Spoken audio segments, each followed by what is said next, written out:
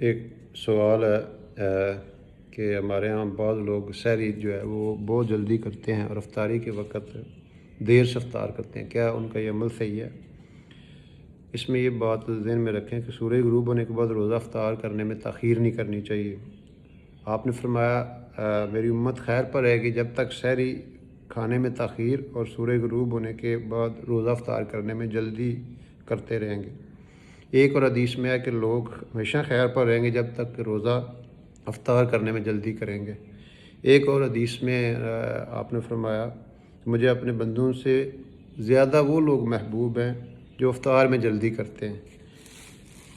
और एक और हदीस मुबारका में आता है कि दीन हमेशा गालिब रहेगा जब तक लोग अफ्तार में जल्दी करेंगे, क्योंकि यहूद व नसारा ताख़ीर करते हैं। तो ये जो है ना, इस हवाले से ये ज़हन में होना चाहिए।